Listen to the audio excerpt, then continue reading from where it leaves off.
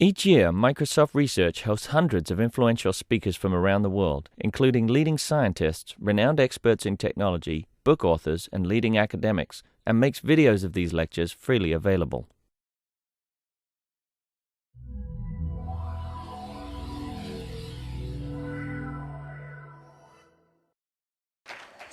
So welcome to the Design Expo. I'm Lily Cheng, and I manage a research lab called Fuse. And this is really, a collaboration between all the faculty and universities and students, as well as the whole design community across Microsoft, because I think almost every team has had a liaison that's helped out. So I am going to give you a short overview of what the Design Expo is, and then hand it over so you can start seeing some of the student work. So first, every year we pick a topic that we think is relevant and try to describe it to a bunch of schools. So this year's design challenge is about information in my world. Pretty broad topic, pretty much covers everything you could probably think of. But we just felt that there's so much data and information in the world, just having design students from around the world think about projects and what that might mean and problems, or just some inspiration from some of this data would be fun to see. So what each school does is they kind of come up with projects and basically create a design solution. This is the 8th year, I think maybe 9th, that we've done the Design Expo at Microsoft. And it's really been awesome to see schools collaborate with one another over the years, and for us really to build longer-term relationships with lots of the top schools around the world. We've probably done almost every design school that you can think of. This year we have 2 schools doing this for the first time, which is really exciting for us, the Royal College of Art and Tsinghua University from China. Royal College of Art is in London. So that's super exciting. So every year we try to rotate out the schools and try to reach a broader group of places.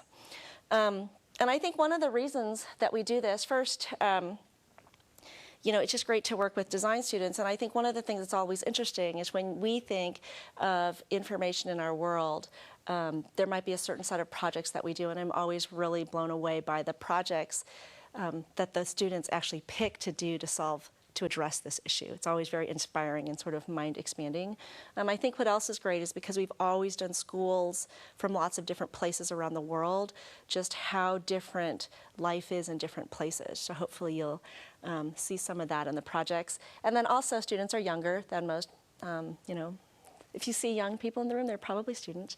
And they've grown up with social media, the web, lots of information, and I think the way they think about these problems, we have a lot to learn from people who've grown up with this stuff. So anyway, that's kind of our motivation for why we do the Design Expo. As far as process, the stuff that you see here today is sort of the tip of the iceberg. There's a lot of work and lots of other projects actually that you won't see here today. So just so you know, every fall, a lot of the design managers get together and we try to go through a list of schools. There are schools that people recruit from across the company, or just that we think are cool and doing great stuff. We also look for professors that we really love to work with, because those relationships are really key, and we work together to pick a topic in the fall. And then Microsoft gives a small grant, unrestricted grant, to each school who participates. And in the spring, most of the schools have a semester-long course kind of based around this curriculum that we've created. It's a very loose curriculum because each school is really different and they have really different ways of teaching and programs. And so we try to be flexible in how we do that. And then we have a liaison from a Microsoft design group go to each school. And then at the end of that class, the professors pick a project, or together with the liaison sometimes and sometimes not, and those projects come out here. So the projects that you see are probably one of a set of projects, and if you're interested in some of the other work, let us know and we can show you, the other projects that aren't here. One of my favorite stories is one of the projects from NYU that we didn't select was Dodgeball by Dennis Crowley. He picked a different project, Modus, which hasn't been as successful, and Dennis is the creator of Foursquare, so sometimes the projects not selected are pretty awesome. And then today what you'll see is a 10-minute presentation from each student team, and then 5 minutes or so of feedback from you guys. So ask them questions because they want feedback. They've been working really hard, as well as our awesome critics over there in the front row, special seats. So our guest critics, we do this every year. We bring in some external critics and some internal critics. Ferris Jakob, he's the Chief Innovation Officer at MDC Partners. Yay, Ferris.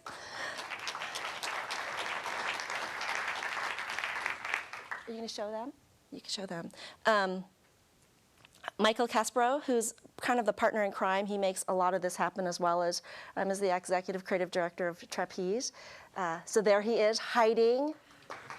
Okay, over there. And then, of course, Bill Buxton, infamous Bill Buxton from Microsoft Research. All right. And then just kind of want to do a little shout out. The organization of this, typically we kind of herd a lot of cats, but Michael's been helping a ton and driving that, myself. Curtis and I kind of swap off every once in a while, and Karen's been great, really helping organize everything. So this is who you should actually be clapping for. These are all the schools, and I just want to do a little shout out to the professors and have them each kind of stand up so you can see who they are, say a short sentence or two about their schools. But these are all the professors, the student teams, and the liaisons. And this is kind of the order that we'll go in today. So first we have from Carnegie Mellon, who most of you probably have heard of before. It's a school in Pittsburgh. Is Peter Scupelli and Bruce Hanington.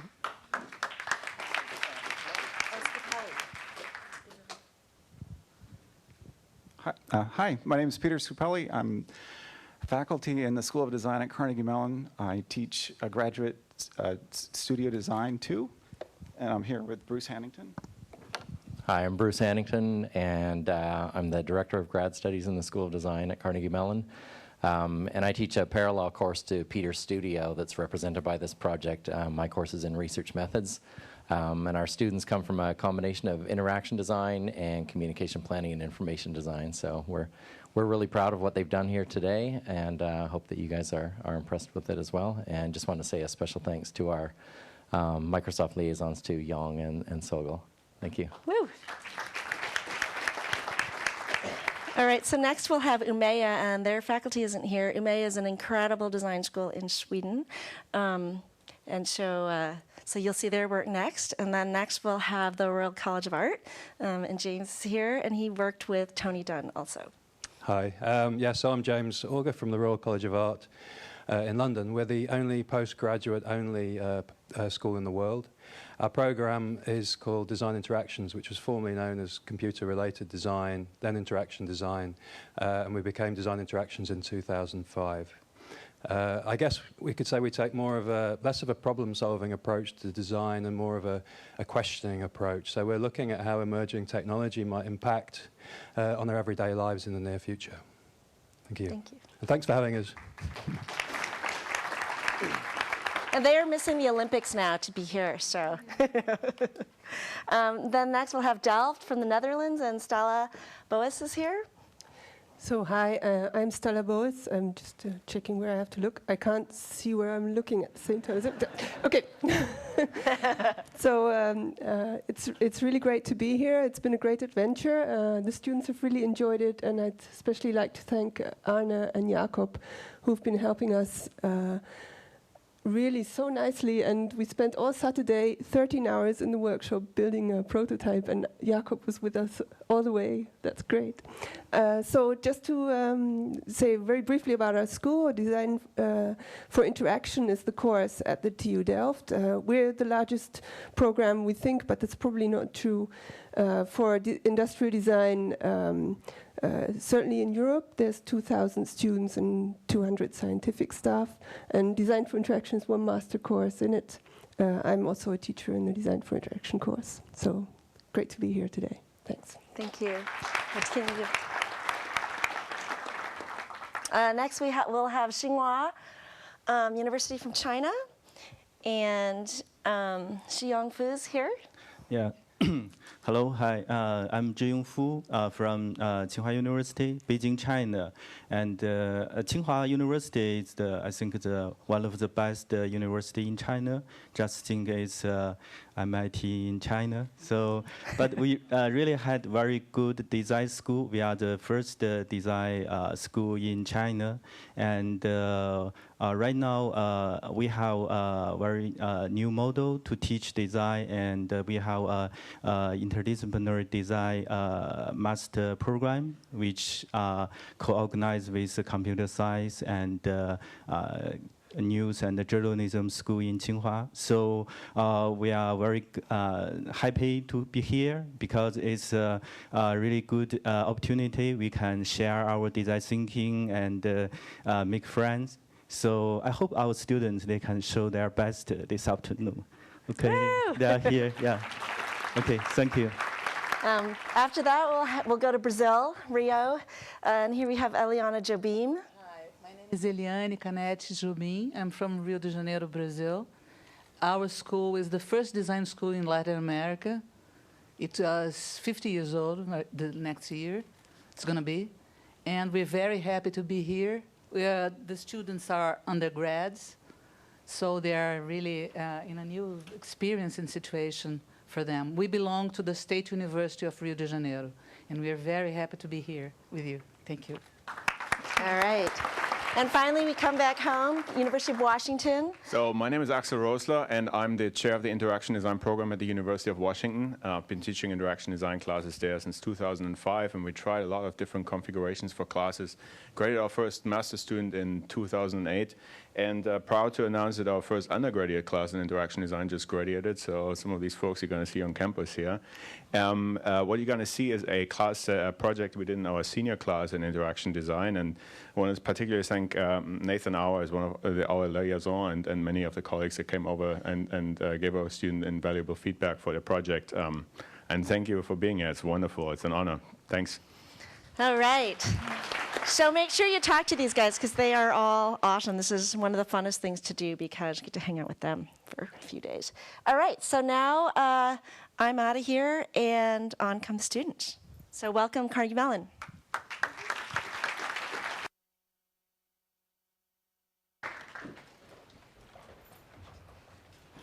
Good afternoon, ladies and gentlemen.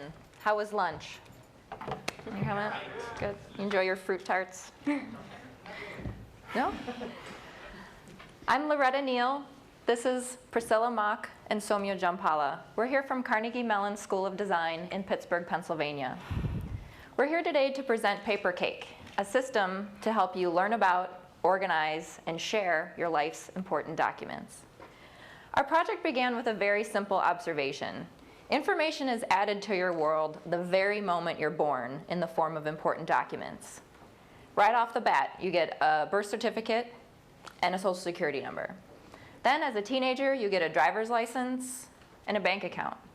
Entering into adulthood, maybe you take on a mortgage and you have to keep track of your tax documents. This is where information overload begins to occur.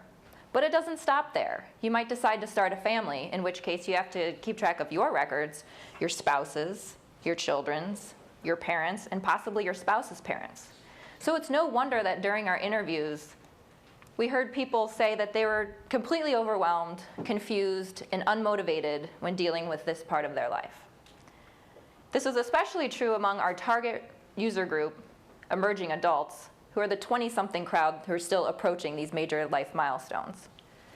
What we saw was an opportunity to design something that provides motivation, coaching, and direction to help people achieve their life goals. During our exploratory research, we discovered that people have different behavioral tendencies that can be visualized on two axes. The first axis of know and don't know describes people's knowledge of what they need to do and what they need to have in order to achieve their goals. The other axis of act and don't act describes whether people actually take necessary actions towards their goals. From this criteria, we came up with 4 profiles. The first profiles of shoulds, know, but they don't act. These are the people who procrastinate until the last moment to get their passport renewed and then spend an extra $60 on rush processing. What they need is clear action steps and triggers to meet their goals. On the contrast, we have sheep, who lack knowledge but act anyway. These are the people who collect all their utility bills just because they once heard their mom say it's important to keep them. What they need is to understand the reasons behind their actions so that they don't blindly follow others. That brings us to our sleepers. These are the people who lack knowledge as well as the ability to act. These are the people who who already have a lot on their plate, and that's why it's harder for them to manage their life. What they need is the motivation to take the next step towards their goal. Lack of knowledge can have major consequences. Our other teammate, Neal, did not know that US work authorization takes 3 months to get approved. And because of this delay, he accepted a job offer in Singapore, and that's why he could not make it here today. That brings us to savvy individuals who are knowledgeable and self-motivated. These are the people who already know what they want, but they need better organizational tools to manage their life well. In reality, people exist with the combination of these tendencies. A person might be a savvy in her finances, but a should in all other areas of her life. Our design implications from research pointed out to 3 major needs. First was learning. Secondly, people needed better tools to organize their documents. And thirdly, people needed to share things. Also, during our user testing, people admitted that they needed more nudges to keep them on track. All these design implications form the backbone of PaperCake to move people into the savvy quadrant. So we designed PaperCake, which is a concept based on website and a mobile application to help you learn about, organize, and share your important documents. Now we'll look at how a PaperCake could exist in the context of someone's life.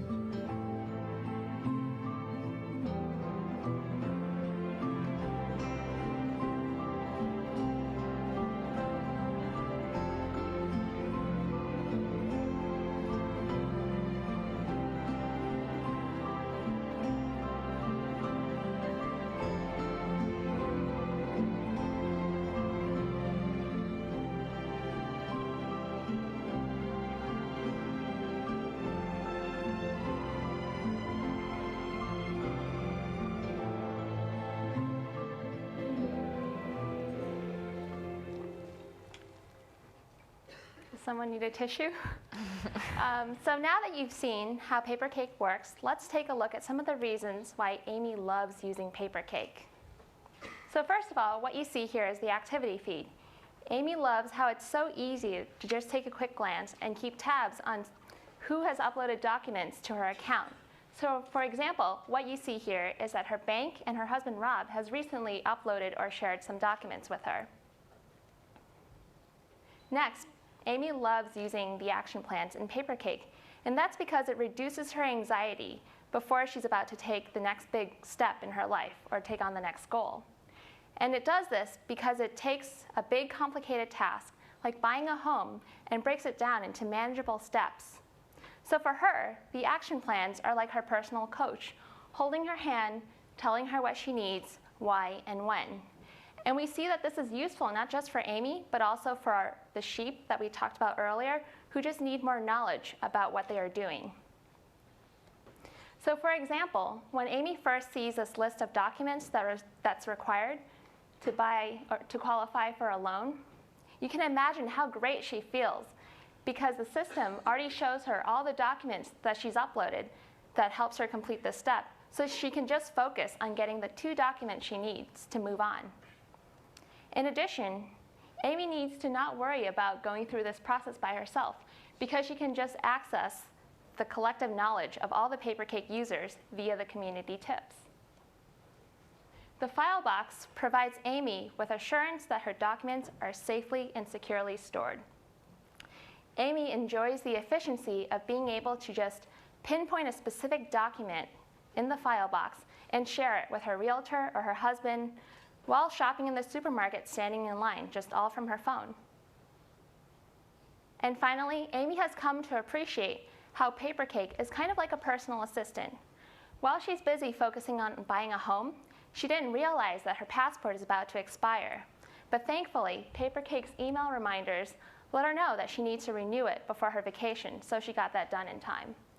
And we see that this is useful also for the shoulds, who sometimes just need that extra trigger to be propelled into action. So it's come to a point where Amy feels like she can't live without Papercake. And it's not surprising, because there's no product out there that's quite like this. Existing solutions are either guidance-based or storage-based, but our concept offers a comprehensive solution, and no one is currently addressing the unmotivated user. We want to acknowledge, Bill Buxton, that our concept brings up really big data security questions, since we're essentially asking users to trust us with all of their documents. Now, data security isn't something that we can solve on our own. We are only 4 people. We're all trying to solve this data security problem, but we'd like to add our voice to the conversation and pose such questions as, how do you create trust and credibility in a site? How do you instill users with a sense of ownership and duty over their own data? So if we were to build out Papercake as a full-on site, our first step would be to talk to business people about potential revenue models. We'd also then need to take a good hard look at the state of data security with help from experts in the field. So to close, we want to emphasize that at the core, Papercake is not about documents. It's about you and where you want to go in your life. We just want to give you the right tools and then get out of your way. Thank you.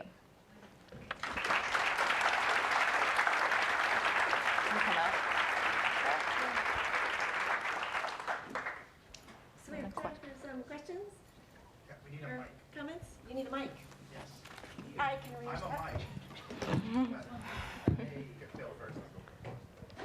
Ferris, you go first. Super. First I love that. Christina. I love firstness. Hello. Hey. That was wonderful. It was really brilliant, I've got to say. From the sort of beginning, both I'll sort of mix up stylistic and kind of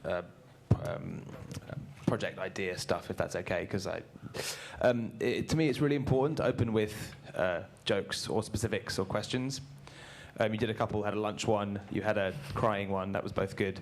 Because if you start with the rehearsed bit, it feels super awkward to me, and I think that's a really important tip for presenting in general, which is like, talk to the actual audience you're speaking to directly. This specific audience, not the generic audience in your head, right? So the opening was cool. I thought the behavioral insight is really well articulated, which is that your information accumulates from birth. It's not how I would have thought about it, but it's an observation I think is really powerful. This is also a solution that intuitively appeals to me because I'm logistically challenged. I can barely get here, for example, without the assistance of Karen and Mike and various other people.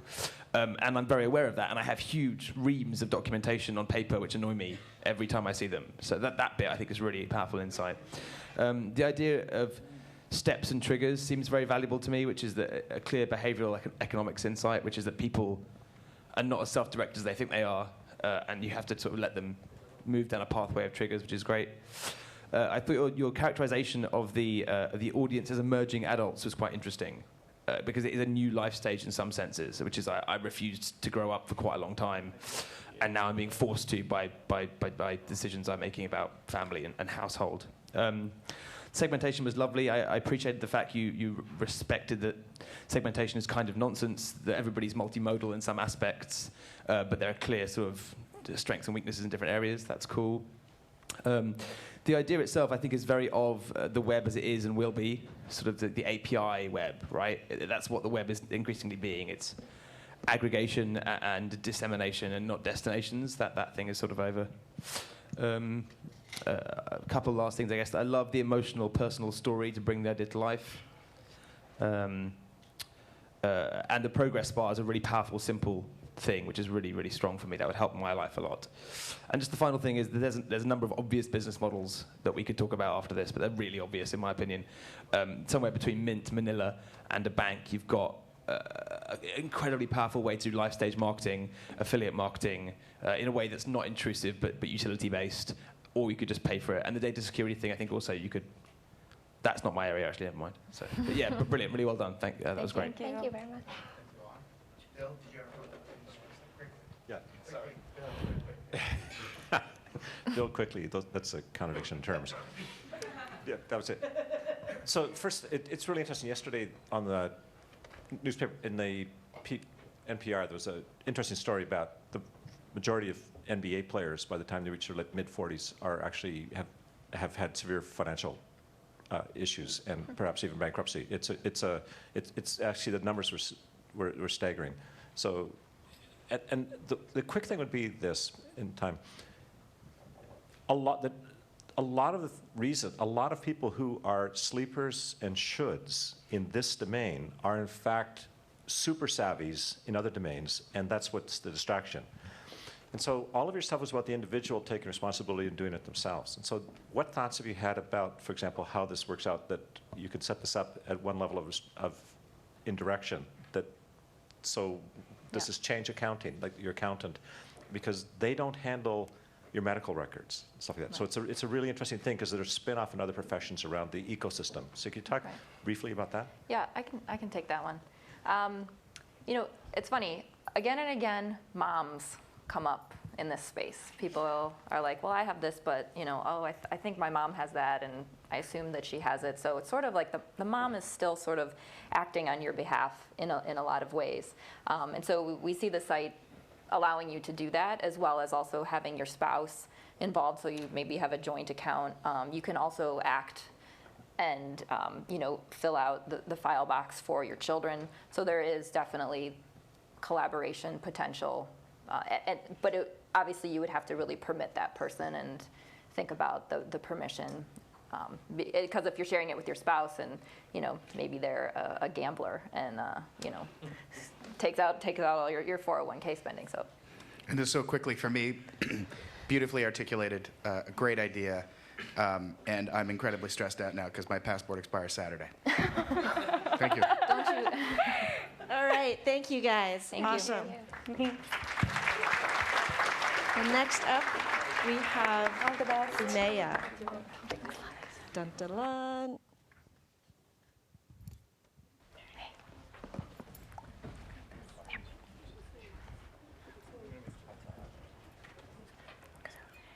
Hi, we're Siri, Johansson and Shivanjali Tomar from Umea Institute of Design, Sweden. And we're here to present a project, Lango, which is a service for one of the consequences of globalization, and something that most of us in this room must have faced at some point in our lives. We're going to start off by showing a video which gives a peek into the problems of language learning and some of the other issues surrounding it. In today's globalised world, an increasing number of people are moving across the globe, some for short durations and others to stay for the rest of their lives. Being born in another country than your parents and growing up in a multilingual environment is becoming a natural situation for many kids born in this generation. Whatever the reasons are for moving, it's easy to get caught in a negative loop where the lack of language proficiency represses you from taking an active part in the new society, and the absence of cultural participation slows down the process of learning the new language. Children often learn a new language and integrate faster, which can be frustrating for the parents. At the same time, it is hard for them to keep their mother tongues actively in use in the family. So how can we make knowledge sharing within the family easier and make language learning an integral part of everyday life?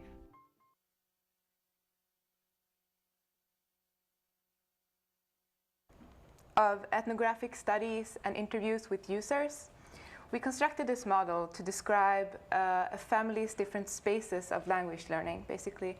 So what you have here is a family with the parents, the child, the grandparents. At the bottom you have the daycare or school, and surrounding one of the adults you have the activities outside the home that engages this individual. So the first space of the language service is that of family co-learning of multiple languages. So we have the child learning from his or her parents and grandparents, and the parents in their turn learning from their child.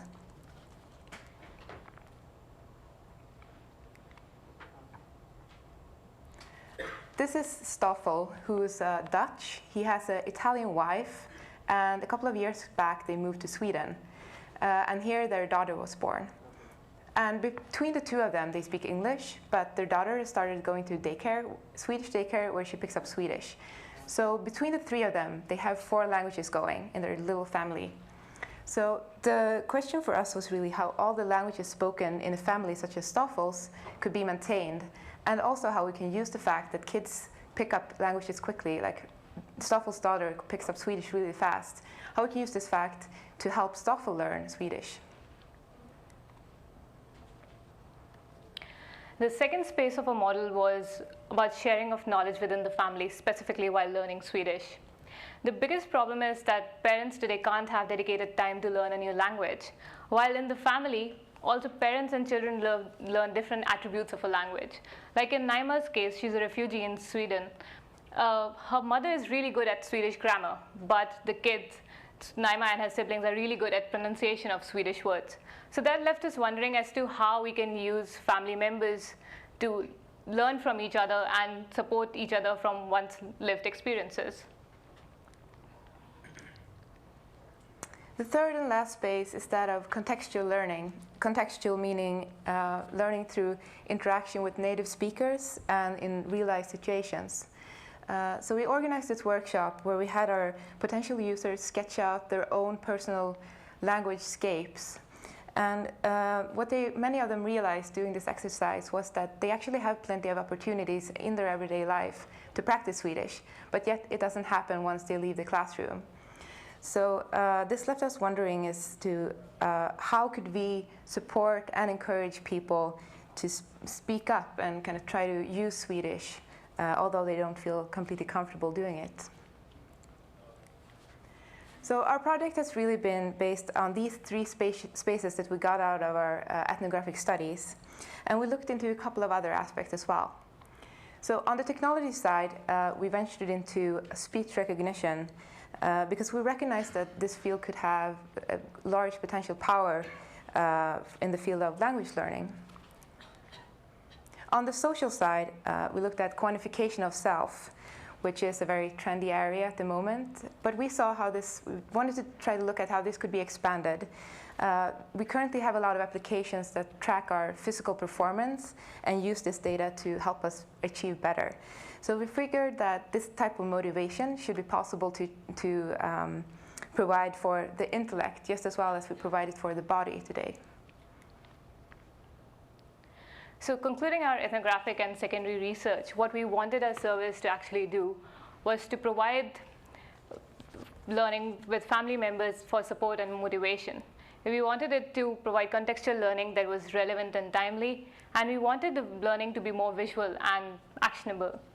So based on these principles, we designed a service which uses speech recognition to gather data on what languages you're using and what new words you're adding to your vocabulary. And that gathered data is then formulated into different outputs on different platforms for family members. Moving on, we would briefly like to mention the philosophy behind the graphical language. We broke down the speech bubble and used the bottom triangle as a metaphor for what is needed to start talking in a new tongue. We were also quite excited by the fact that we can use these small building blocks to construct something as complex as a language. Also, each language that you see in the system is depicted by a specific color of its own. It makes the data and statistics more visual and more understandable to the user. Now, we'd briefly like to go further into some of the key touch points of the service. To start with, when you sign up for the service, you get this wristband which recognizes the words that are spoken by the person it's calibrated to. It recognizes words only when you speak them, so it makes speaking this new language an essential component to the service. Moving on to the family co-learning space, these are the audiovisual messages that every parent receives every time your kid says a new word. You get these messages in the kid's voice, so it generates a lot of curiosity in parents in trying to understand what this word means. So they're prompted to speak to the native speakers around them in their workplace or in their colleges, to not just know the literal meaning of the word, but also understand the cultural connotations. Moving on, we developed a plugin for Skype, since it's one of the most widely used tools today to stay in touch with your parents back home. So this plugin, when activated, creates this virtual layer over Skype, so that when kids says a new word in a foreign language, the grandparents can understand what that word means. And also it provides a very good interface for the grandparents to try to teach the kid in their own native languages. Throughout this project, we've seen that learning in context is very powerful as opposed to learning in the classroom. These are the location bits that propose phrases based on your whereabouts, and thus they prompt immediate use of these phrases. So it's meant to help you get over the threshold of using these phrases and talk to people in the spaces that you visit. This is the language progress chart, which visualizes your progress over time and different locations. And you can also compare how you're doing to the results of your family members. So our hope here is that this can motivate you both to learn more yourself, but also to help others and teach others. What you've seen here are really the key touch points from these three areas that the Lango service is made up of. Now, to tie up these different concepts and put them into context, we'd like to run you through one of our users' experience with the service.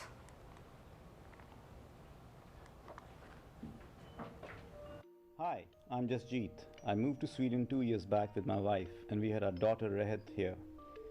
Till now, me and my wife managed to get past without learning much Swedish, but things are changing.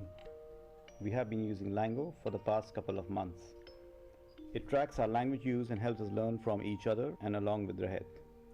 Every time Rehet learns and speaks a new word in her daycare, we get a message with her saying that word. Listening to her makes me curious, and I often resort to talking to my colleagues. Talking to them helps me understand more about the social meaning of the word, which is quite different from what I find out through the dictionary, helping me learn a bit more about the Swedish culture each time. Lango is motivating me to use Swedish when interacting with people in everyday life.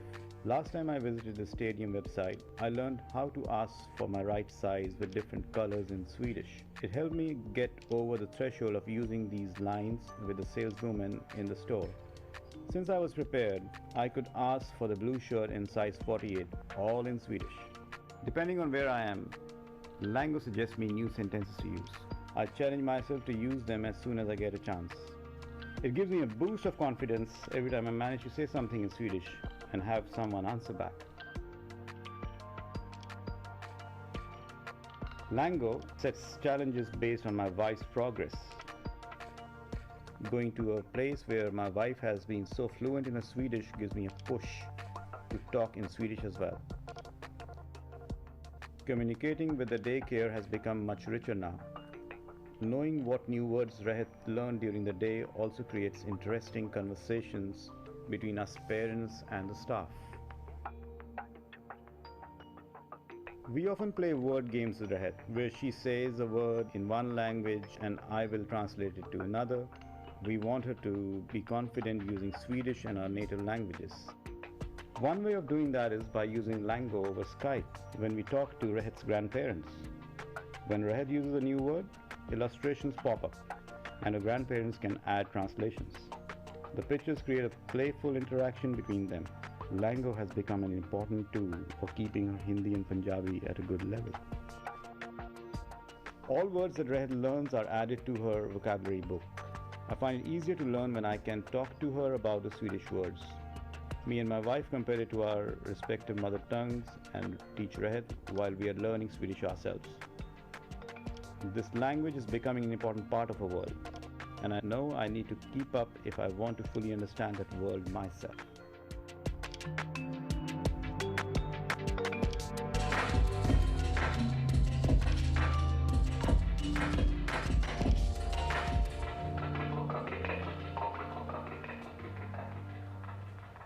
That's from us. Thank you.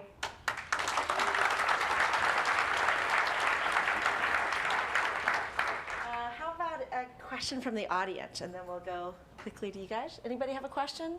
Oh, by the way, we're streaming this live, and it's being broadcast. So if you don't want to appear, don't ask a question. That is really encouraging. All right, back to you guys.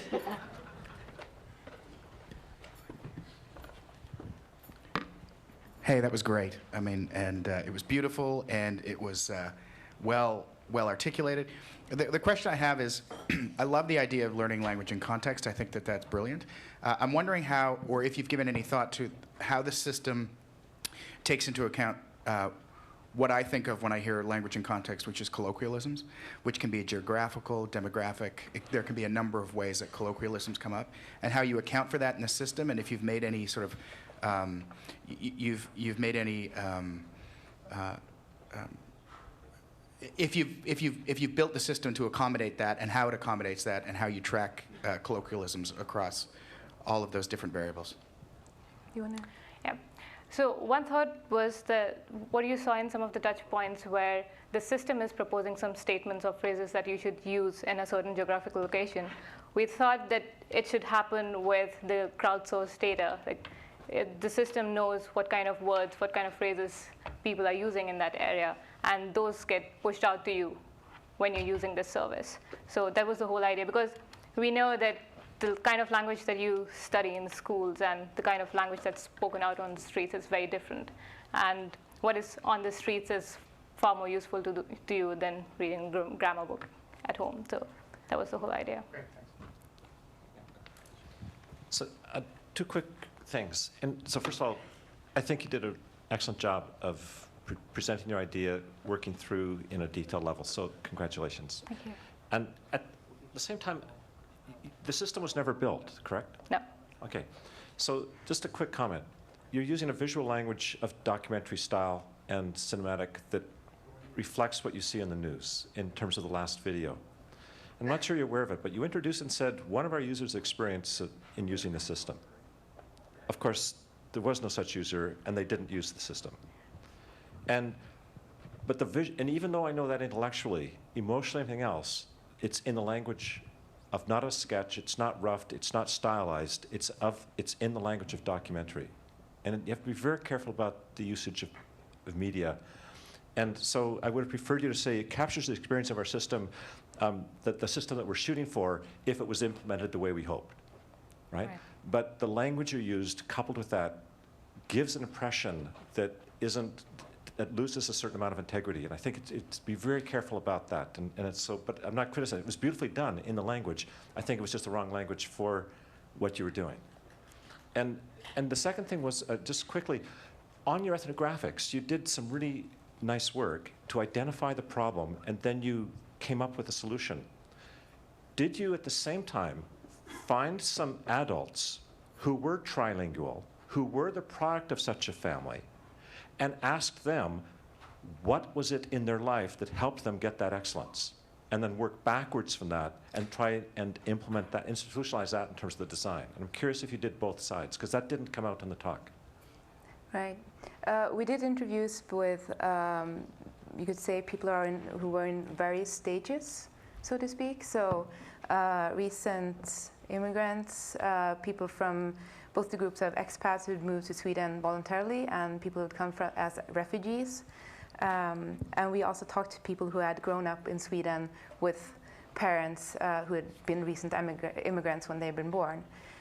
So we talked to Veronica, for example, whose parents were Croatian, but she's grown up in Sweden. So what she's trying to do is maintain her Croatian and her tie to that culture. So we had those discussions, and it's what struck us the most, I think, was that it was often not so much about language in itself, but more about preserving the link to the culture, to the kind of popular music that people listen to in Croatia, for example, at the moment, the kind of slang that is used on the street right now, how to keep that link to the parents' country. Not so much, the language is the vessel there, but it's not the goal. So, yeah. So, I don't know if it answered your question, but we had a lot of interesting discussions around that topic. Okay. Thank you very much. And thanks again for the presentation. Thanks. I'll be very quick. Yeah, that was lovely. I thought it was very of its moment, both socio-politically and technologically, which is important to come from both sides. The only thing, that, just in the interest of time, that I thought you could... There's a couple of thoughts or insights inside your presentation and work that you could make much more salient, I feel, which would make it really strong, which is that there's a huge emotional component to what you're talking about, not simply a linguistic or a learning one. And you mentioned it kind of in a couple of places about the confidence boost being the driver for behavior, which is really important. But I think the huge thing is, like, families that are sort of polyglot, they're kind of divided by language, right? And you make that point in your fractured language scape thought, which is really interesting to me. But I think that the solution you provided is really powerful, and you didn't make enough of it in some ways, which is that parents and grandparents are infinitely fascinated by every single thing children do. And it provides this really amazing ability to make these people all learn the language together, because every single word, to your point in the video, is interesting to them. So it's a hugely powerful idea, in my opinion, but I think you could have just dialed that little bit up. But otherwise, it was lovely, really lovely, so thanks. Thank you for doing it for us. Awesome. Thank you, guys.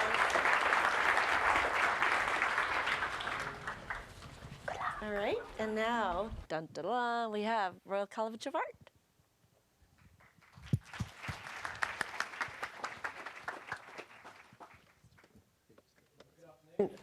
We're from the Design Interactions program at the Royal College of Art. My name's Neal Usher. I'm Chung. And so we're going to talk to you about our project work, which is based on the theme of interpretation of information. And there's a way that people interpret information, and there's a way we like our technology to interpret information. But there's also this kind of grey area in between. And so that's where we were really interested. And we've explored this from two angles. And Shing's just going to talk about his one now.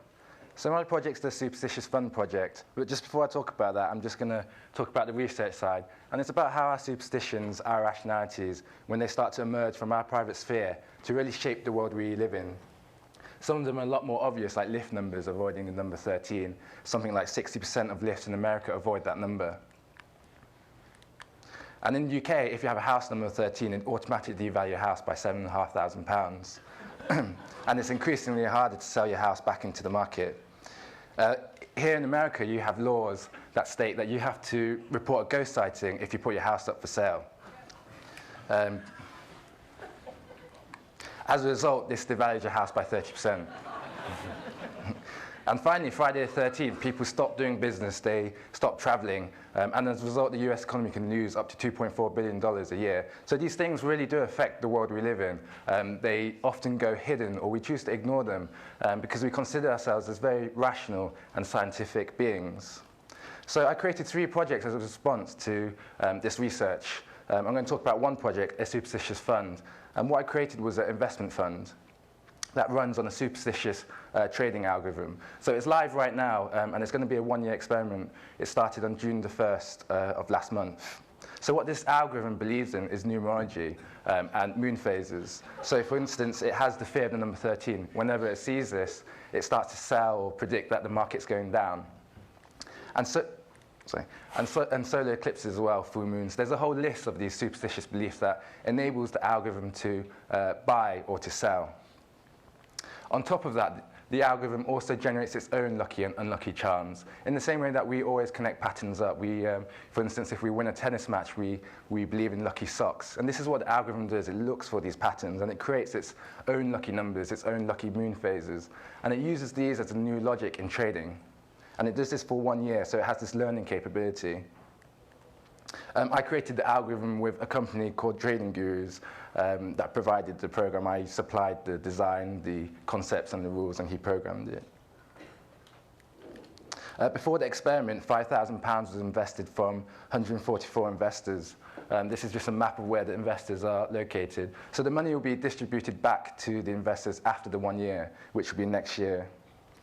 This is the live performance board that I created that tracks the performance, the value, every 8 seconds. This is just a short clip just to show the animation. So it just shows what it believes in on the bottom, and it refreshes every single 8 seconds to show the live value. Right now it's down minus 8%. And this is the previous performance of the algorithm. So as you can see, it's quite active. It reached a low of minus 12% last month, so it's recovered slightly. And just to give you a comparison, the red one is called Man Group. It's a hedge fund that uses algorithmic trading as well. And this is the baseline for the NASDAQ. And the algorithm also tweaks its performance. People can keep track of what the algorithm does, what it buys. And I've also had to assume the role as a fund manager. I've had to talk to lawyers to really get contracts drawn up because I don't really want to get sued at the end of the experiment, and give certificates out to shareholders as well. But it's been a bit of a journey where it's an ongoing journey, giving interviews. I gave an interview to CNBC last month. But yeah, that's it. Okay, so I'm just going to talk about my take on interpretation of information and with this project, Pareidolik Robots. So people enjoy identifying pattern. We love to collect things. We love to categorize and collate information. But those are things that robots could do really well. So what about if they start to do those things? So the things that we love to do, they do them for us a little bit better over timescales that we can't perceive, in ways that we can't because of our busy lifestyles. So just an example, what about if you had a robot that could go over your garden, just counting the petals on every flower, just to give you a mean value of your relationship and how healthy it is? And what about if it collected the odd 4-leaf clover for you while it worked? Another example could be a robot that was to find, identifying catalogue bird calls around your home. What birds are there at 5 o'clock in the morning, and when do those goldfinches migrate from Africa? How does that shape your interpretation of your environment? I decided to focus on pareidolia, which is the human tendency to find faces and meaning in randomness.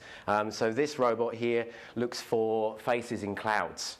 And you can program it to look for specific faces. Oh, excuse me. So this was the proof of principle, a fixed webcam running a face detection algorithm. It found some quite interesting stuff. Whether you agree there's a face or not is quite interesting in its own right. You end up having a dialogue with the device in the same way as you might have a dialogue with your friend about whether you see a certain thing in the sky. It kind of compelled me to create a series of test cards. At one point you're testing your own subjective interpretation of the cloud. Do you see the face? And at the same time, it's a way of calibrating the camera and the contrast setting on the algorithm to line up with your own. So the second iteration was one that could exist maybe in your house on a windowsill, which had a pan and tilt mechanism. So it's increasing the efficiency of finding that interesting face. And we understand what robots are. They've been in culture for a long time now. There's a lot of sci-fi tropes, and they also exist in industrial capacity, very function-driven. So how do you design a robot that looks for clouds? I decided to give it a couple of eyes. I don't know if you can see here, a couple of eyes or cameras, and then everything else is mounted on the inside. And there's a few little drawings here and there. I've explored kind of aspects of anthropomorphism, and there's an exploded diagram of the mechanism for anyone that's interested.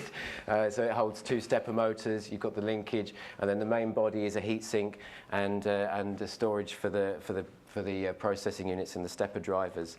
There's a render of the final thing and some photographs. But we really want to know what it finds, right?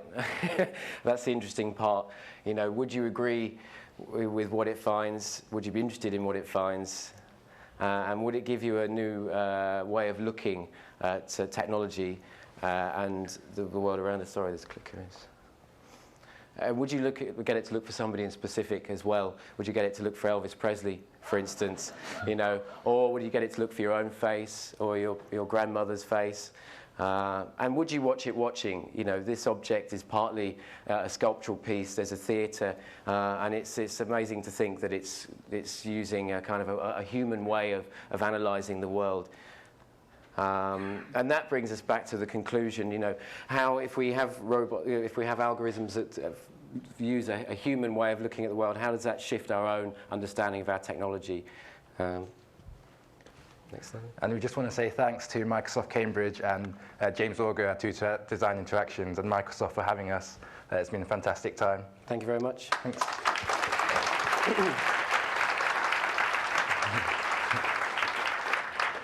All right, so just to change it up a little bit, I'm tormenting some audience members and ask some folks in the audience to ask you guys questions. So, hello. Hi. Hi. Great stuff. Thank you. 2 requests I have. I think for the fund manager person, making it regional would be kind of cool to see if the Asian fund can beat the European fund in terms of superstations. Is it the witch versus the 4th number? It'd be kind of interesting. And on the robotics kind of human interface, that was really interesting too, where you kind of turn the human interface around a little bit, and it wasn't about how do you make interaction through more humane, but how do you take the machine to help you see the world in a way they were supposed to see when we were a child. And how do you turn that around? It was very interesting. I actually went camping the other day and saw more stars than I did in the last 5 years. And this was a talk we had. It's actually harder to actually look up for that long and look at the sky. We're not designed that way. We're designed to look down. So I thought that was really interesting. And then the only kind of opportunity I thought was the way you think about how the hardware is designed. What are the right semantics you think? We have a huge, rich history of representing the R2D2, if you will. But what should that be? Because that's the power that's helping you create the pattern. But at some point, maybe that's just like the training wheel. At some point, you don't need that anymore.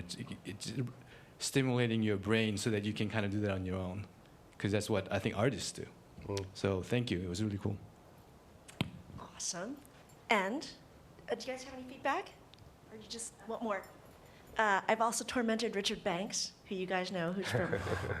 Yeah, I'm slightly partisan, having been the liaison for these particular projects. But I know the goal of the RCA, of Design Interactions particularly, is to kind of use design as a provocation to kind of encourage people to talk about issues that they might not otherwise talk about through the kind of objects that you design. And you guys had your work on display in your degree show, for a week in London. So I am curious kind of what kind of conversations you had when you engaged with kind of members of the public and other designers and people who are visiting, kind of as a response to the work that you've done. Yeah. I mean, like, my project's kind of separated between technology and superstitions. So on one side, when even just talking about the examples that I revealed at the beginning, I mean, that was quite a huge surprise to people. I mean, we consider ourselves as very rational, and just to reveal all these examples, just to show how well it really is and how crazy it is, that was quite an interesting conversation. But also technology as well. I mean, the markets are increasingly occupied by trading algorithms. There's something like 80% or 60%.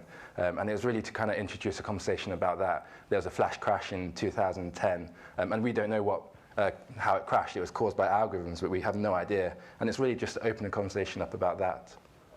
with regards to response from public on my project, people were kind of really interested in what it found and were kind of really keen to kind of explore the device, which was great. I think I designed it as a kind of a paradoxical device, something that would just stimulate some thought rather than be a commercial product. But I was amazed that people kind of just wanted to see it in public spaces, in their homes, and kind of wanted to use it. So for me, it was kind of, okay, maybe I've got something here more than simply a piece of design academia.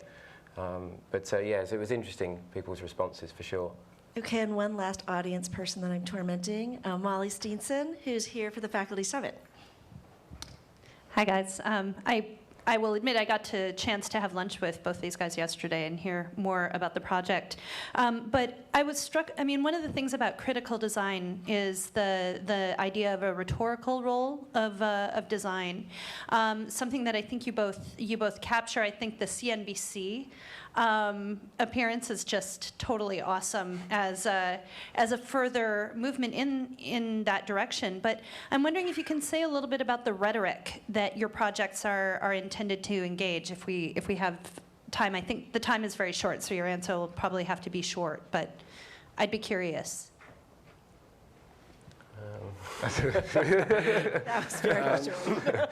It's really difficult because I think for our projects, people read into them from a different point of view. So the traders see Shing's project from a different view that I see it, and that from from other people, And so I think it's the same with a lot of the projects that come out of our course. Is it's about there's a personal view on the technology, and I think that's what's powerful. If we're not saying this is bad, this is good. We're not taking a position other than saying, kind of, what if? And how do you feel about that? And how does that take us somewhere different within the context of technology and within the context of design? All right. Well, thank you, guys. Thank you very much. All right.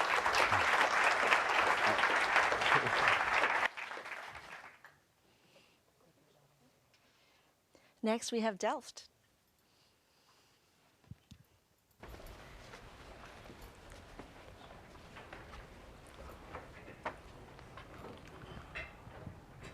We're just waiting for our presentation to get on the slides, but I can give a short introduction already, right? So welcome everybody. We hope you're still a little bit fresh to listen to what we have to say. So we're Team 2 Delft from the Netherlands, and we're 5 Design for Interaction students of the Faculty of Industrial Design Engineering in Delft. And today we're going to talk a little bit about a project we did called Lived Life. So my name is Segourney, and together with my colleague Jaap, we're going to tell you the story. So how many of you have used an elevator today? Can I see some hands? Nice, okay. And how many of you can actually identify with the situation illustrated in the picture? Feeling awkward, feeling disconnected. Should I say hi? Shouldn't I say hi? Who's this guy actually? So, and we think the reason for that is that the closed environment does not provide us with the tools to connect. So if we take a look at information in my world, especially information in my social world, we see that nowadays we're connected better than ever. We have Facebook, Twitter, everything. But this connection is more virtual than physical. So we may have 200 Facebook friends, but do we actually know our neighbors?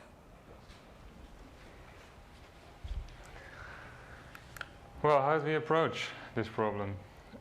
We did a research method called context mapping. In a context of large apartment buildings.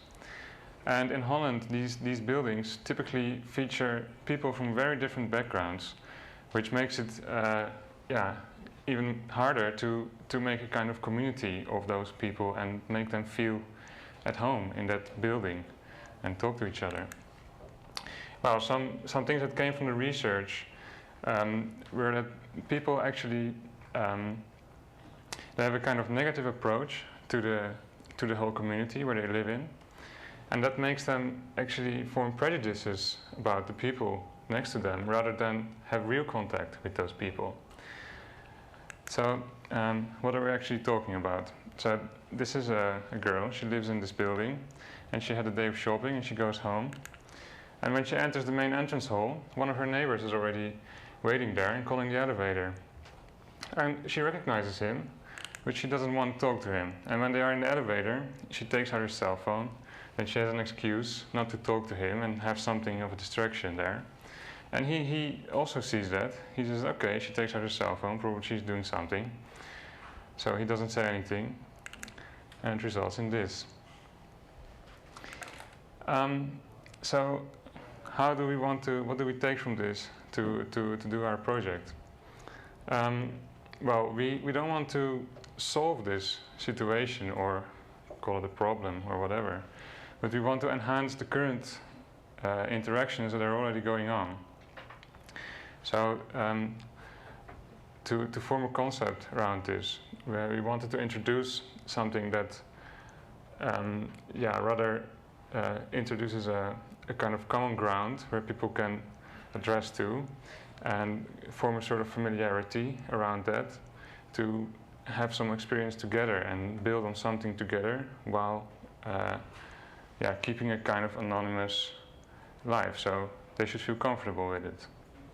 Okay, I would like to show you a movie now to illustrate what it is about, and hopefully you will understand what the concept does.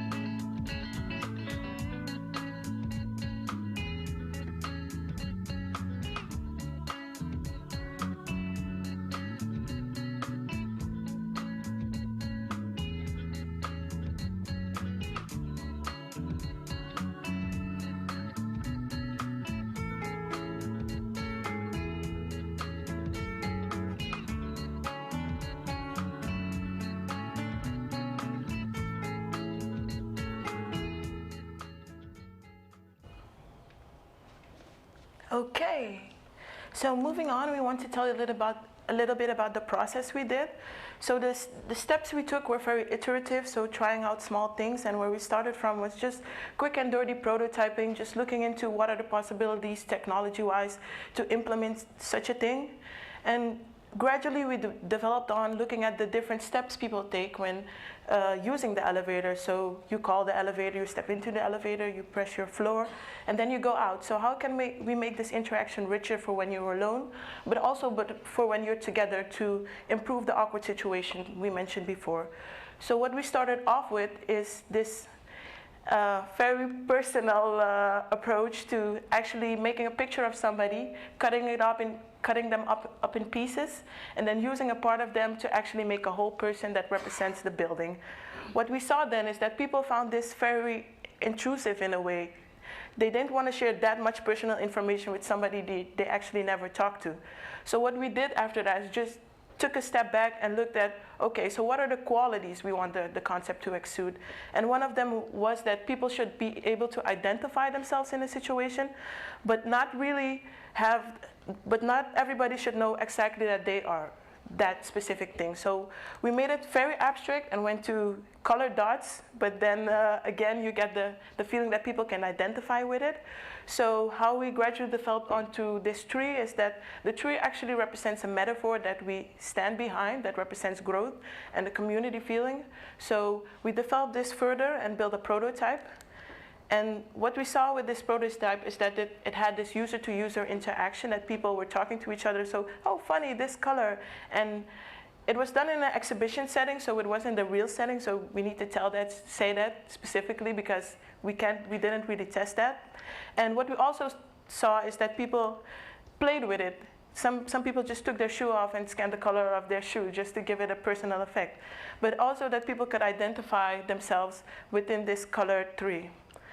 And so we're going to show you a quick movie again of what we saw here in the exhibition. Can we play movie?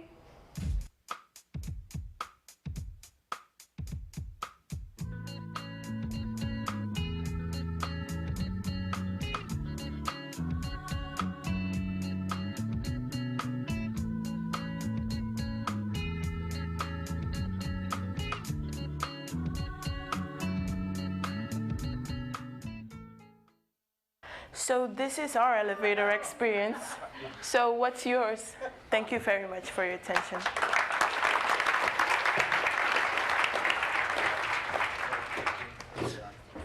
Hello. Oh, brilliant. That's a good idea, isn't it?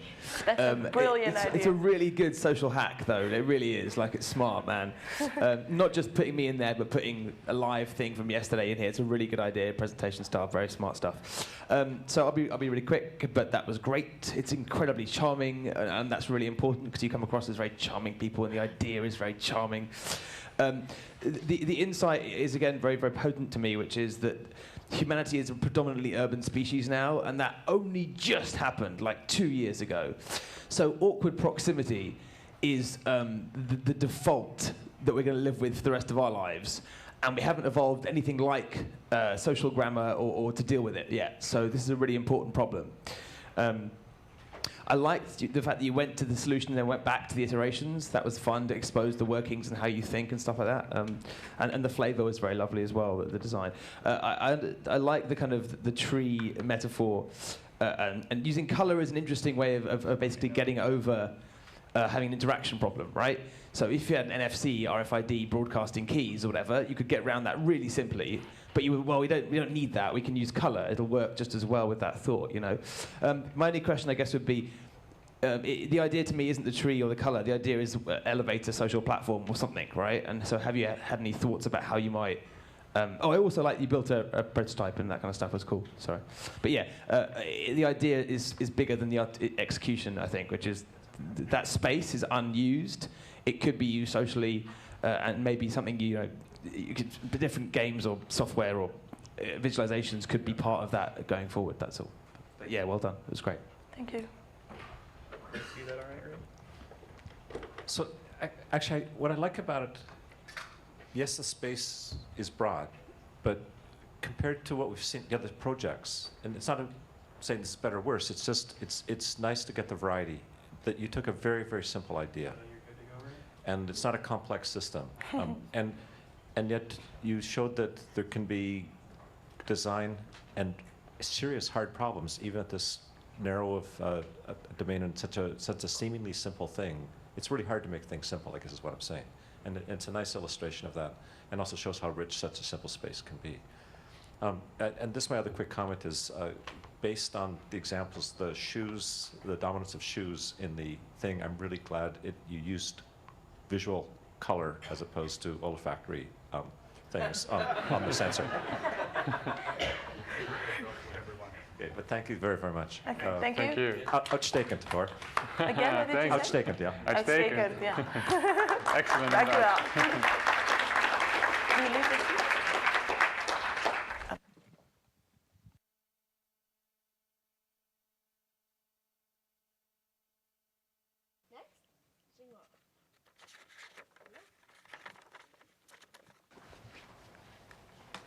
Hello everybody, and today we'd like to share our design work about the young in transition period. And this is our team members. We come from Tsinghua University. In 2010, over 6 million college students graduated from school, and they went to a totally strange place to work with a strange person. And they will meet a lot of problems, and the most problem is caused by their weak economic. So they began to cost saving with strangers. We think it is very interesting because no use of other countries share something that with strangers. In China, they share cars, they share when we take tickets, and they share, most interesting we think is they share a room with a totally strange person. And living in China is so important, and even the renting house is so expensive for them. And renting house has a lot of uncertainty, like the by the landlord or the security problems. And they do very, very need to find some person like they can trust, and they can share the problem with him, and he will bring the positive effect to them. And the problem is in China, you see, there is no solution for them to find a right roommate. All the product is focused on the business and house rentings. So we think it's an opportunity. And even you have a perfect roommate, and you may meet more problems, like a mental illness neighborhood that knock your door every night, and there's always a broken bathroom that trouble you every time. And this is a true story of our user studies. So it comes our Roomie, and this we focus on the real users program. So Roomie is a platform for the young people to find suitable roommates and to live a happy house renting life. So we hope that they can use this platform to know more information about their future roommates and future houses before they're moving into the new place. And we hope that they can use this platform to communicate with each other and get along with each other. Thanks. So this is the whole process about how people use our platform. They register online and fill in their personal information and their plans about their future houses. So we encourage them to show their schedule about their daily life using our graphics so that other people can read this information and see whether they matches each other. And the system can use this information to find suitable people and suitable places for the users. So users can make their choices from the recommendation list. And the people who want to become roommates, they can help each other to move into the new place. And after moving in, there are two ways for people to communicate with each other and share information. The first one are the tips. The tips are the conversations and the messages they send to each other in their daily life. And the other one is more interesting and more important. That is the cards. The cards are the information and comments and solutions people left in this house so that other people can read this information before they move into this house so that they can make a better decision. And the people living in this house, they can also search the information to solve the problems in their daily life. So this is the whole process about our platform. And next step, we'll do a lot of UI prototype to do our user testing. The result of the user testing is really interesting because the girls tend to be more interested in our system than boys. And we thought that maybe the girls meet more problems when they go out from school than boys. And for example, they meet the security problem and negotiation and the furniture, broken furnitures. And they will meet a kind of a problem that they can't say to anybody. Just imagination, a girl is a very shy Chinese girl. She will say, "Come here, please," and the toilet just don't like my stuff, go. So if you think that she can't say it to anybody, so our system can let them to solve this kind of problem easily. And this comes our final user interface for the mobile and the website. And in this user interface, you can fill in your personal information and your timeline of the day. And the system will recommend your suitable people to be your roommate. Then you can, when you live in, you can find any information you may need, and not only in the house, but also beyond the house. And you can communicate with your roommate with our tips, and our tips can also remind you when to pay the waters or the electronic. So this is our story.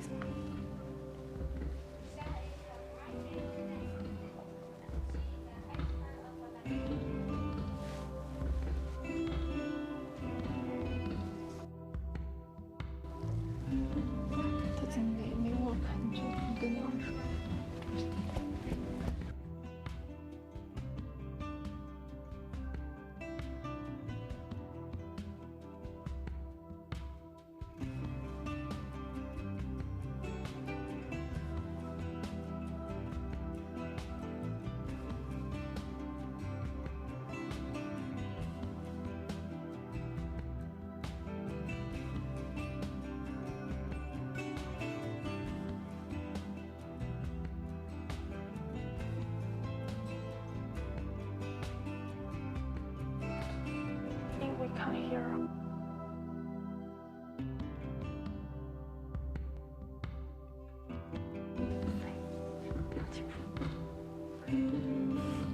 They clean up together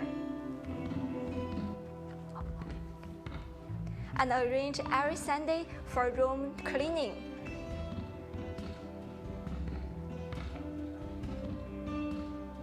One day, something wrong with their toilet. She used the roomie to solution from sieves.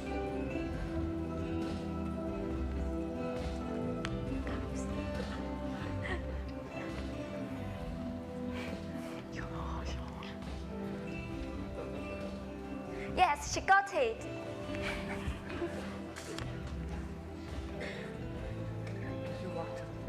Okay. She works for a magazine.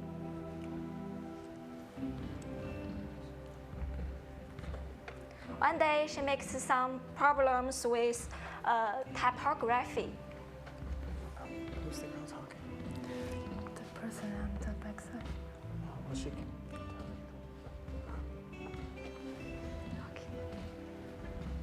She stay late and want to refund it.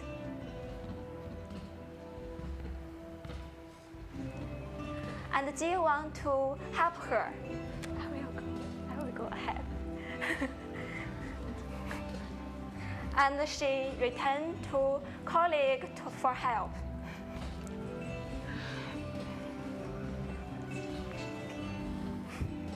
To thank her help, they will invite her to their home.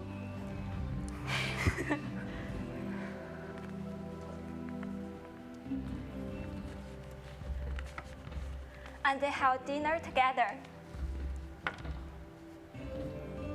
Later, the colleague helps her a lot, and they became friends. Time's lost, but their friendship grows. They share their leisure time and problems with the help of roomie. Thank you.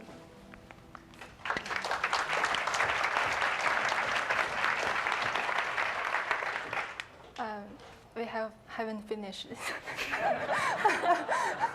Thank you for your page. Roomie actually is using the person's profile matching and physical information of the house to help young in transition period to solve the problem. And we believe it is a global problem, and it is about different culture things. And we also will consider the created problem in our system. Yeah, it's finished. Thank you.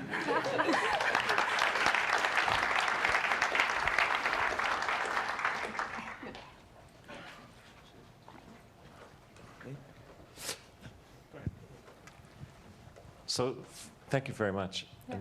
And actually, there was a remarkable amount of very good work in just the mock-ups of your interface and so on. So it shows very strong attention to detail. And I looked at it carefully because I've seen the video before, and the detail is actually more than I saw the first time. Just a really quick comment, and it's partially just a joke, but it's interesting that as the roommates got closer, you finally joined your colleagues on stage. It's the power of the system. So, but whether it was intentional or not, it was good theater. Yeah, it was great. There was lots of lovely stuff there. I have to agree, Bill, that the interface design was beautiful, like really, really beautiful, and it was really well thought through. I thought it followed through from the comps and the sketches into the video in a really clear, strategic way, I feel. It also looked so much like some of the designs we saw on the walls during the labs stuff yesterday in terms of its tone and its iconography, that it's almost like you've somehow invaded Microsoft and stolen their future design style. So that's good for you. I just was fascinated. It looked so spot on like Microsoft stuff. It was just almost remarkable. I thought that I didn't know about the problem culturally, the stranger danger thing. So that was important to frame, which was great. So the video went on a bit long for me towards the end. I wasn't sure if we were still talking about the platform or if they were in love or something, which was, but it still was lovely. The only thought I had, which I wasn't sure if you mentioned this or not, was that when you did the matching, the recommendation, it was based on schedules, like time of day programming, and stated preferences. And it occurred to me that you could maybe think about adding in a layer where you just plug in your social network data, and yes, that would. we have considered this. Yeah, you did. Yeah. Cool. What did you think about? Why did you discard it as an idea? Pardon? So you thought about that? Okay, good. But you decided not to pursue it as an option. Just about social network, before we held the presentations here, we get a lot of feedback yesterday, and they said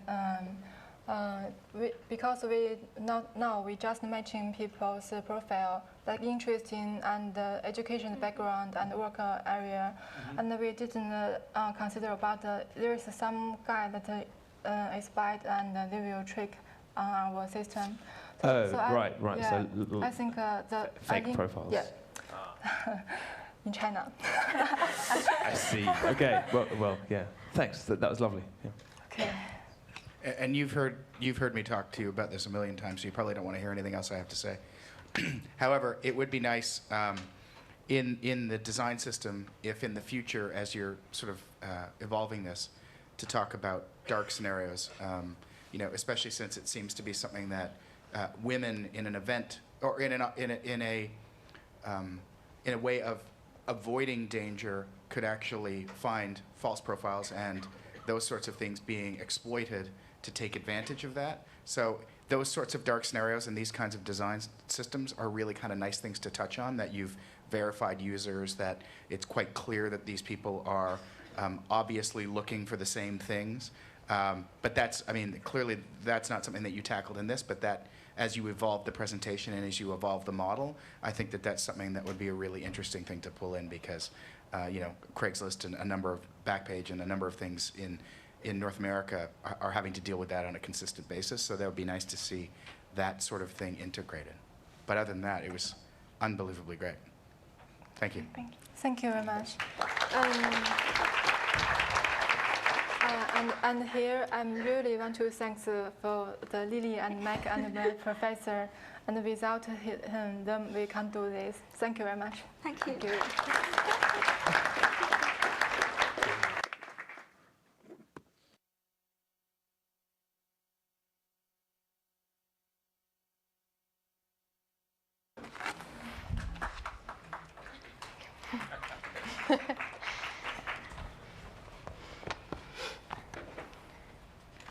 We are waiting for one microphone, so.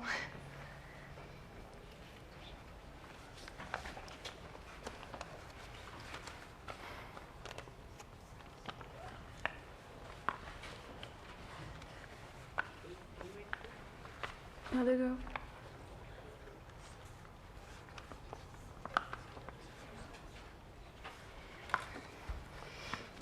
Hi everyone, good afternoon. We are Val, Andrea, Marina, and Camila, and we are from Rio de Janeiro, Brazil, ESD, and we're going to present the Zone project. So, Marina, tell them how we started, please. Well, we started with the briefing, personal information in my word. Thinking about its meaning and relevant aspects, we approached the issues individuality and personalized recommendation, already common on the web today. So let's see how people use this today. Here's Thiago. He usually spends a lot of time online.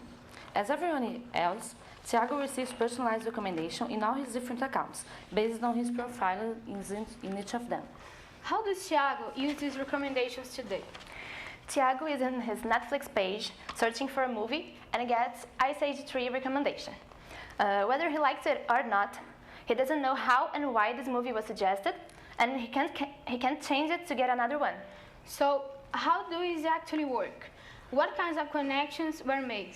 Well, today we receive recommendations based on common interests with the other users and restricted to a single specific field. But what if your interests in different areas were connected? Would it be too complex to understand? Maybe, but if you could see how connections were made, perhaps it would improve the adequacy and relevance of recommendations. What if you, as a user, could ask why something was to send to you? That's why we designed Zone, a project that allows the user to visualize how recommendations were made. The name Zone comes from the concept of the rhizome, related both with the botanical and philosophical senses. Its essential meaning is a non-hierarchical organization of elements, formed from different connected points with multiple entries that can be altered. Although we know that recommendation can be biased by the system's own interests, we propose an experimental project that allows the user to understand why recommendations were sent to them. It makes you see which information were connected and manipulated by the systems. It proposes transparency, unveiling the results, giving you the opportunity to change it. Zone proposes a new way of making links in recommendation systems to give its user an answer, gathering information from distinct areas. Therefore, to suggest you a movie, Zone would relate interests not only in movies, but also in books, music, and etc. In this way, networks could profit from sharing their information in order to make richer recommendations. But why will this be better to Thiago, and how will it work? Let's come back to Thiago on his Netflix page with this scenario. A world where information of different categories and different profiles can be related. This time, Thiago gets the recommendation Rio. How is the recommendation made? Well, a movie is like a package of information that aggregates different sources of data, and it's not all about cinema. The movie Rio, just like any other, can be divided into categories such as genres, directors, actors, soundtracks, and the further subdivisions. If you think about the semantic content of a movie, a book, or even a place, you can see that recommendations could be based on interests from different areas. Within a categorization, Thiago's preferences related to Rio and his most visualized information from different profiles will create different weights for what matters him most, basing the recommendations given to him. Within this model, Thiago will interact with his recommendation in a distinct way. He receives Rio in Netflix page, and as we want to know more about the film and why it was sent to him, he accesses the Zone plugin directly on Netflix page. This way, Thiago uses Zone to unpack the result. Through a very comprehensive chart, he can see how his personal interests in different fields were organized and connected. Each color represents a category, and connections between tags from different categories are represented by a dotted line. The tags Rio de Janeiro, Samba, and Carnival are connected to Thiago's Brazilian interests and are related to the movie. Let's get into one category. His music interests in samba and bossa nova, as well as the rapper will.i.am, are related to the film, to the soundtrack of the film, for example. As you can see, when the user gets into the category, zooming in, secondary tags will appear, showing more connections. To better organize and display the diagram, it is divided in up to 5 categories from a group of 12 initially established. The categories may have subdivisions and can be implemented over time. But how is Somya going to help Thiago if an answer did not attend him? Well, personalized recommendations do not always attend the user needs, even when they result from his signed preferences. With Somya, it can be different. Besides displaying a comprehensive path of what was suggested, so the user could understand it, Somya gives the possibility to interfere on the chart, allowing its editing through additions and removals. How would that work? Let's assume that even though Thiago enjoys animation, he thought that Rio, the movie, was a little childish and wanted to see an action movie instead, but maintaining the local scenario. Then he clicks on the animation tag and chooses to remove it from the structure. Confirms the location Rio de Janeiro to the next search, and adds the tag action. Then he confirms all the changes to receive a more suitable answer. Following these principles, Somya could act as advanced search. The changes done by Thiago are sent from Somya to Netflix so as you can make connections to give him back another one, better suited, returning it to Somya. The new suggestion is City of God. The movie also has Rio de Janeiro as a background, but it's an action movie as Thiago wanted. The concept of turning web recommendations transparent and the possibility to connect interests from different categories made us think in a way of gathering personalized recommendation.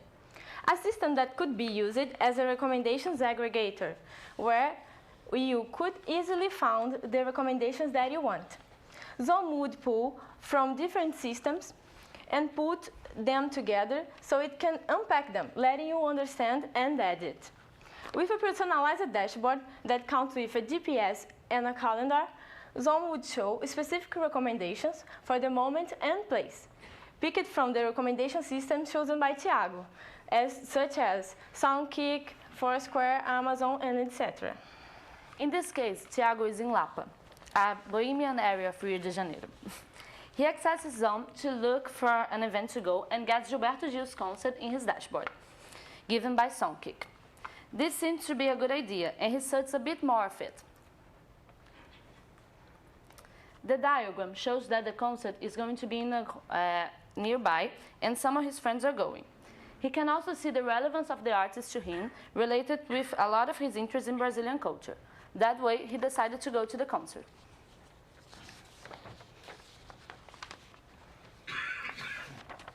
Following this principle, Somya could act as an advanced search engine, used to give specific suggestions. Having the possibility to select some parameters before, it includes the basic questions, when, where, and who, that will be sent to a specific application selected by the user. For example, when Thiago is on a trip to Seattle with his friend Luana, he searches for a concert to go. He selects the period of time when they are going to be there, sets the location to Seattle, adds Luana's profile, and chooses the Soundkick app. This information will be sent to Soundkick, combining their both interests with the setting maze, generating a consistent and innovative suggestion. The answer is the indie rock band Young the Giant concert. As Thiago doesn't know nothing about it, he sees which of their interests were connected with the band. Somya proposed a unique way of personalizing recommendations, allowing you to understand how your information relates and gives the ability to direct your recommendations to match better results. Thank you very much. If you want to contact us, this is our email, somyaproject@gmail.com. So, thank you. Super, thank you. That was lovely. You've identified kind of one of the big problems or challenges or opportunities of modern times, right? Which is we have an infinite body of content accessible, and there's a lack of clear signals. So that was really important. I thought that was great. I love the fact that you're, if I understood correctly, suggesting basically taking the different recommendation algorithms from different platforms and mashing them together to create the thing. I thought the dashboard was a stronger thought and example than the Netflix one, and maybe you ought to reweight the presentation slightly so the dashboard is more important, basically, would be good. My only other thought would be, Facebook. Whacking that in somewhere probably would be a good idea, I imagine. Because there's a lot of data that's in there that's not just, immediate, but like secondary and tertiary relationships are also quite important, because that might present slightly more randomness, and sometimes you want a bit of randomness in that system, you know? But it was lovely. And also, I really like the fact that all the examples were Brazilian. It's very, very patriotic of you. So it's very nice. Thank you. Thank you. So, to build on that, I really think that the thing about that appeals to me of what you did was that you tried to make transparent the underlying mechanism of the recommender in a sense that the user themselves could tweak it. So I like that a lot, because I think transparency and consent are two of the main rules we should have in these types of things. But the focus was on the visual side of the representation and not the articulatory side, how I interact with it. So we've got a few basic things, like we can scale in, and I can prune the tree. I can cut things off to reduce. But it seems to me that there's a lot more analog things that are possible there that you might find interesting to explore, and perhaps you did, and I'm curious. For example, by controlling the thickness of the lines, by grabbing a line and either with a slide or something, through gesture, open it up, or by pushing on something harder to give it emphasis, so you could change the weight and the balance, even without changing the network, changing the proportions, and so on. And I'm curious how much you explored that. It may be clear I'm very interested in the input and not just the graphic side of things. Yes, we explored it a lot in this month. So we had some graphics, a lot of graphics through this time, and some graphics had some tags with different sizes and things like this that the user could put some relevance in some tags or something like this. And in this last graphic, we tried to make things more clear for the public. So we didn't came to the solutions, but we did think about this type of thing. Yes. No, I imagined as such, but thank you very much. Yeah. Thank you. Thank you.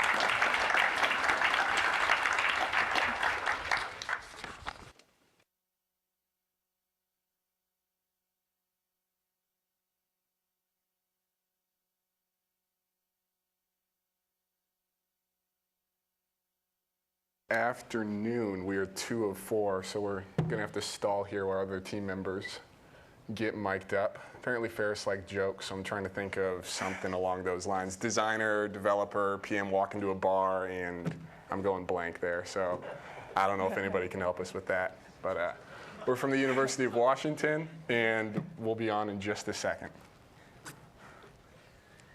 I mean, if you have one, you can shout it out. I got nothing. Nathan probably has a good one. Yeah, Nathan, you're laughing up there. You got one for us? Nothing appropriate.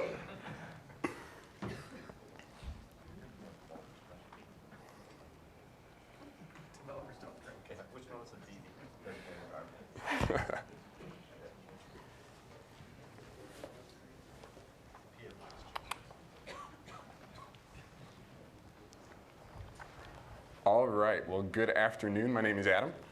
I'm Hannah. I'm Neal. I'm Katie. We're from the University of Washington, and it is our great pleasure to introduce you to APT, a new paradigm in mobile interactions. We have an app overload problem. As we become more dependent on mobile devices, we're getting worn down by the work of finding and maintaining apps for every aspect of our digital lives. Yet at the same time, we're also facing an app scarcity. Speaking to a broad range of app users helped us realize that apps can be hard to find, even if we think we know what we're looking for. The cost of finding and maintaining apps is preventing all but the most popular ones from being easily discovered, and we think even preventing some useful apps from even being made. Now, app scarcity and app overload stem from the same essential problem. Apps are high maintenance, and it's not necessarily their fault. It's more of a systemic issue. You see, we humans are embodied in physical space. We can only be in one place at a time, and frankly, this is a good thing. It means that we can divide our world into separate spaces for separate tasks. I mean, take for example our kitchen, where we can be really effective at cooking food because we only allow cooking-related items in that area. Now into our digital world, where anything can be accessed from anywhere, and for all the benefits that the superpower of data provides, in the words of Syndrome from The Incredibles, when everyone is super, no one is. I mean, this superpower of data means for all the work that I put in to get here today, I'm no closer to the data that enriches and enlivens this Expo experience.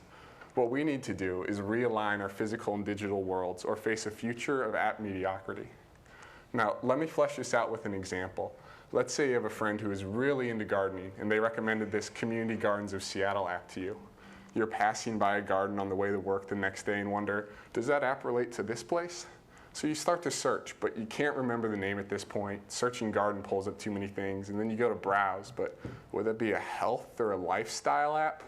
You eventually find something that looks close, but to be sure, you're gonna have to download, which takes up space on your device and time. And when it finally does land, you have another decision, where to put it.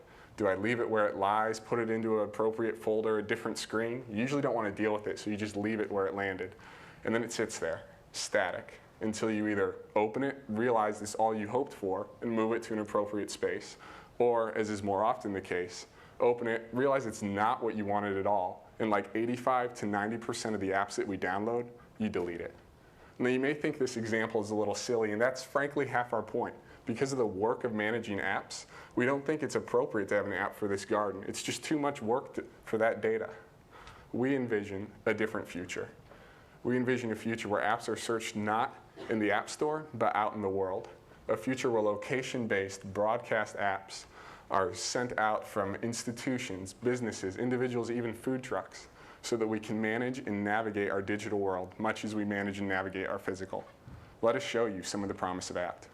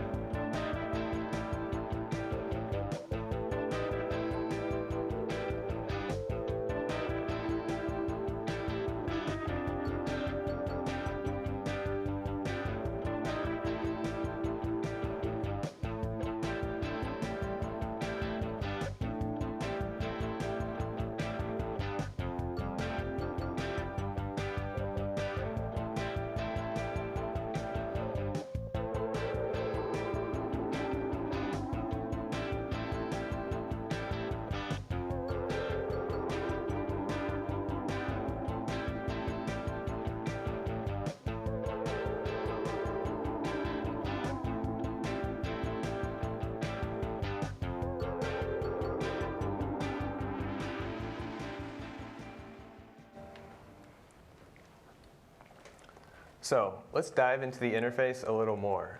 App's interface is divided into 3 sections.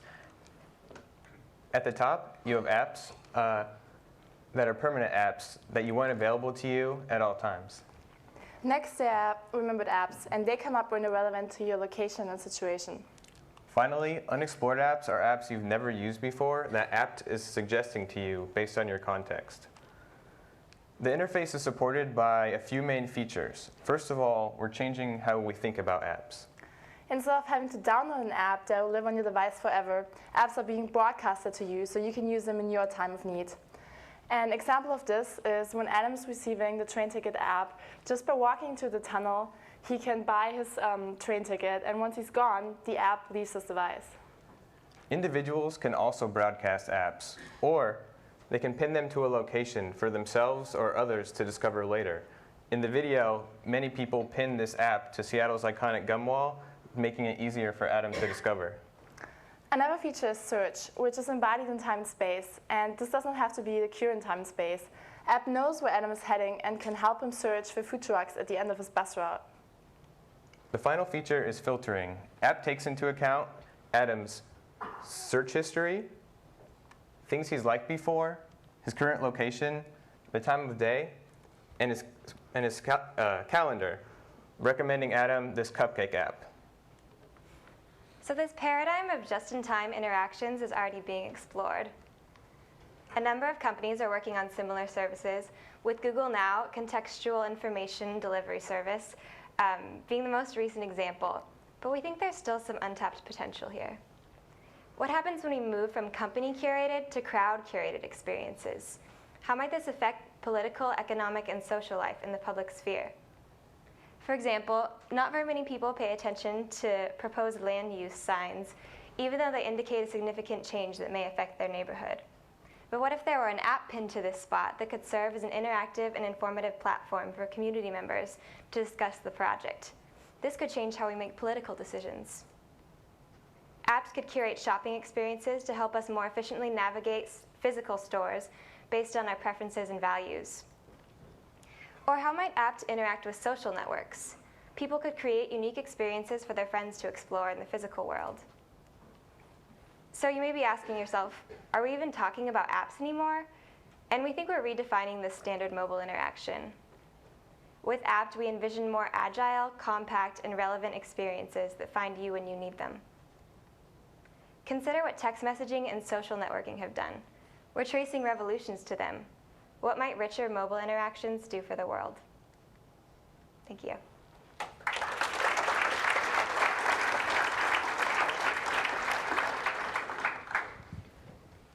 So first,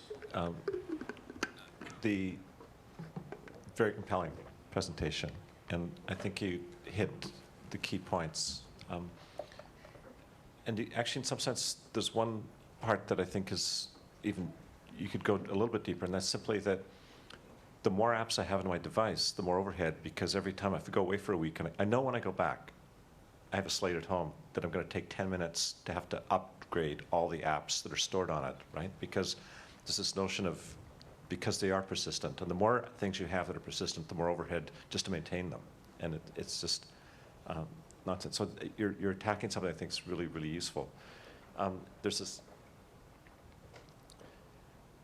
I like the notion of this play between scarcity and overload being one and two sides of the same coin that isn't obvious until it's pointed out. And if there's no other value in the presentation, which there is, that in itself, I think, was a really good insight that made the time worthwhile. And then the quality of the videos and so on brought it out in the presentation. I guess the question is, coming back to Michael's earlier thing on the dark side, can you speak a little bit about if these things are so lightweight to come on to my machine and so easy to go, how do I know they didn't leave anything behind, for example? Or I didn't leave anything behind where I interacted with them that's untoward. How do you make it transparent and consensual? That is a great question. You don't have to have an answer. Just curious. I think there's a lot of design patterns that would have to be looked at to understand what's the best way to address that in this sphere, because design is hard. We've presented what we think is a compelling vision, while at the same time there's a lot of detail we could go into of the research we did, trying to understand what technologies would support this and how would that work. I think it's pretty clear there would need to be some very well designed, curated, architected permissions and settings to a system like this to make sure there isn't abuse like that. But I don't know if you guys have insight into how that might be solved now. It's going to be a process, I think, figuring that out.